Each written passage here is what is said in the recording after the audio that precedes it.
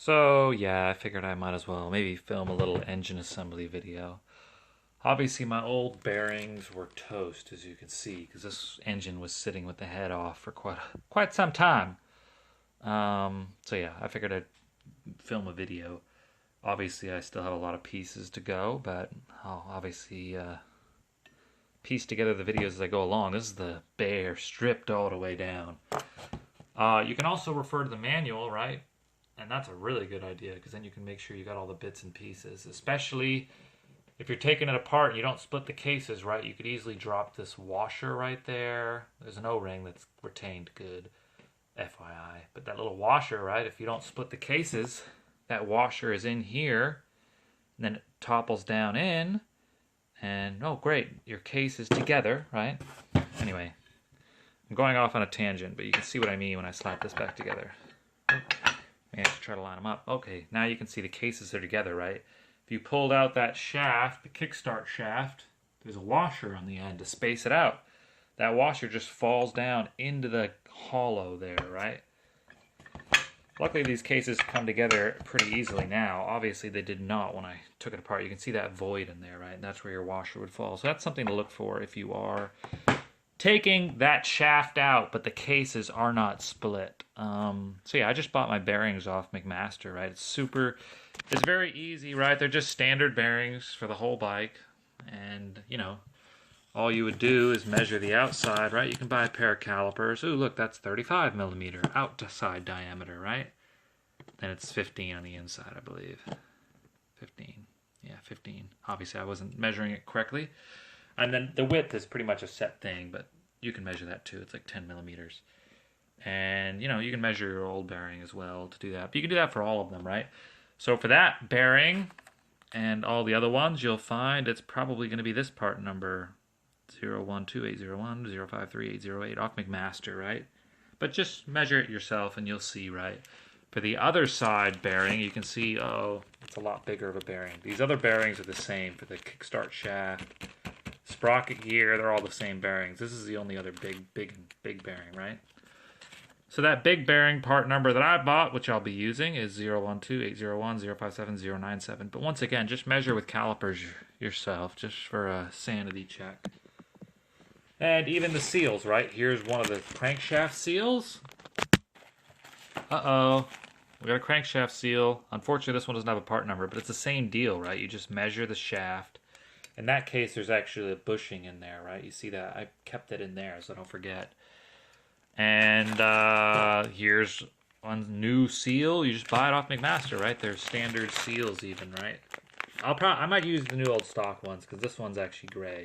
Oh, look, you can see it's right on there. 15 millimeter shaft, 35 millimeter outside diameter. It's obviously, yeah, for the sprocket in that case, but this is a case I actually salvaged because it was all broken, right? So you can get aluminum welding rods, and that's what I did there. Somebody actually looked like they were trying to break this case, but you can see it broke all the way through. So it's not pretty on the inside, but it doesn't matter because it's on the inside. So we're rescuing this case. So I put the snap ring back in. I'd taken it out to clean out all the hole. There's two snap rings that go in this hole. This snap ring goes in, this bearing goes in, and then another seal will go in, then a snap ring will go in, the crankshaft seal, right? The main crankcase seal, you can see it here. There's bearing, snap ring, which I just described. Seal, snap ring, which I just described. That's why it's good to look at the manuals. Because when you're putting it together months apart, you know, you can mix stuff up. Here's that washer I told you about that could fall down. So that's where we're at right now. Also, obviously, you can buy a lot of specialty tools. This piece is very handy because now I'm going to easily hammer this in, right? Beautifully. You could just use a socket too, but you can see this is kit. It has all these different sizes, and it's called 52-piece bearing race. There you go. There's the part number even. I don't know how much it is because it's my brother's. It's my brother's. And I'm borrowing it, but it makes it a dream. So yeah. Also, when you're taking things apart, right? Look, I have left-hand crank written on that seal. So that makes it far easier to do, basically. All right, that's the gist of it. So now we have that bearing in there, which I just tapped in, as we discussed earlier.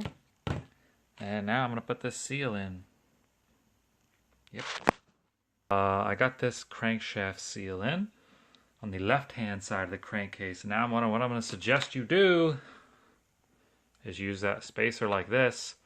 And I used a socket on top of that, and I used a vise, right? I used a piece of wood on the other side to miss these dowels. Because I'll tell you what, with this seal, what it's going to do is if you try to whap it in with a hammer with that tool that I showed you in the last video for the bearing, it's going to catch in that O-ring groove, and then it tips, and then it just rips the seal up. Trust me, I've had that happen in the past. So you want it to be square, you could use a press and go slowly, right? At least until it's seated all the way mostly, right? And then tap it in the rest of the way. Or just take it slowly and go little by little. But you can see she's all the way now. That was just the disc I was using to hammer it. Now I can put the snap ring in, and then we can move on to the other ones. Anyway, the other thing I would do is before you try pressing that seal in, because it is extremely tight, I would cover it in oil, right? Some assembly oil. I'm just using the same oil that I use in the gearbox. I apologize, my bench is a mess. But now you can see, also using a clean cardboard surface as your start. And you can see this bearing's in, the seal's in. Now we'll do this other seal and probably try to get out that old seal to put a new one in as well for the Kickstarter, even though that one wasn't leaking, but yeah. Okay, we're back. Hopefully it's focusing. You can see it's the same bearing there, and for the Kickstarter gear, oh, we got seals. I put oil on the snap rings too to make sure they don't rust, because this side is exposed to the elements. There's that. Now there is an O-ring for the main Kickstarter gear, right? You can see I've started to remove it. Sorry, it's hard to do with one hand.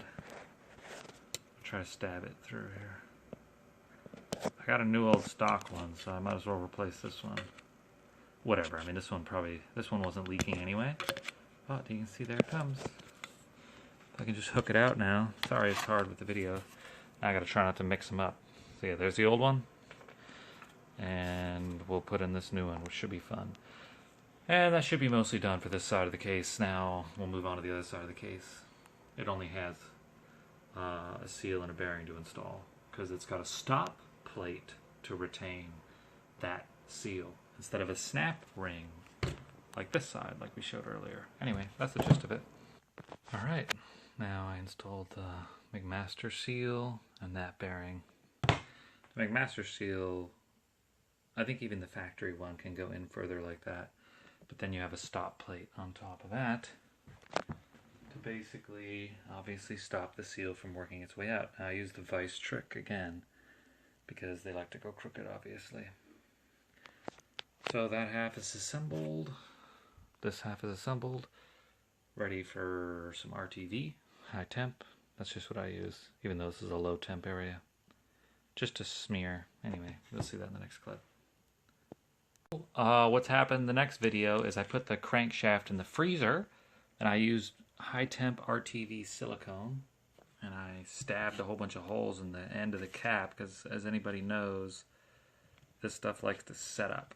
It didn't really have to be high temp for this sitch. Could have just been low temp, right? But I'll be using high temp on this gasket, the head to cylinder gasket as well. So yeah, obviously put the crank in the freezer, because maybe that'll help a little bit. Then I, smeared silicone on the gasket all the way around. That helps it stick in place. And then I lined up the pins, right? And I just used like woodworking clamps, you could kind of call them, right? It just pulled the case halves right together.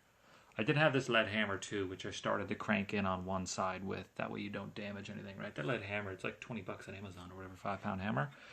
Now, then obviously I put the stop plate screws in and the other 4 screws. You can see I already had that bearing in there. And I got that new O-ring deep down in there. This looks disgusting, but I assure you it's actually smooth and clean. I ran a razor blade all over it.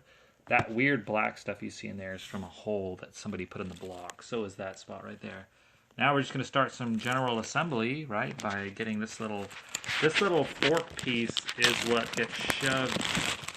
The Kickstarter shaft you see here has a little nub on it, and that pushes another gear on another shaft. It's very confusing, I know, in this is looking horrible. Pushes another gear on another shaft. So basically that'll go there and we'll be able to continue with the assembly.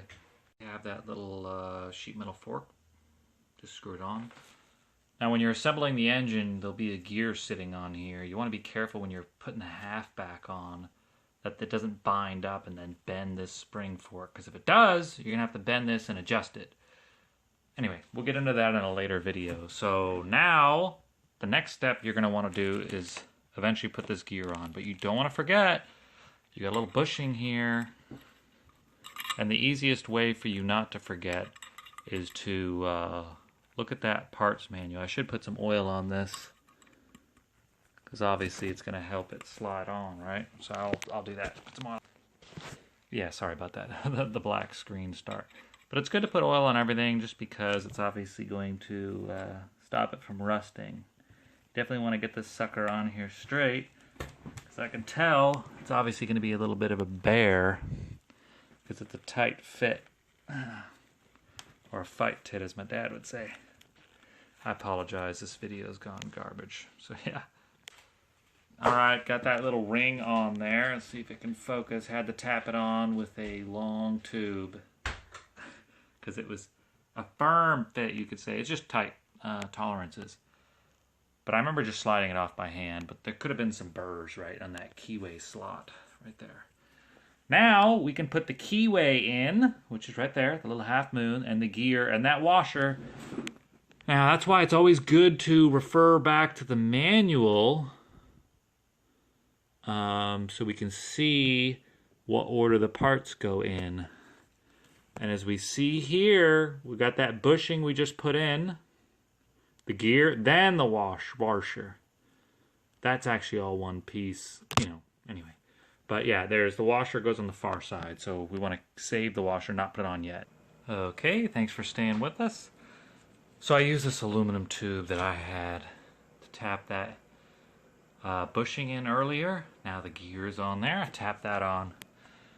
I tapped the keyway in with an aluminum punch too, just because they're tight in the keyway, right? Now, we can put this on, and there's that portion done for now. So yeah.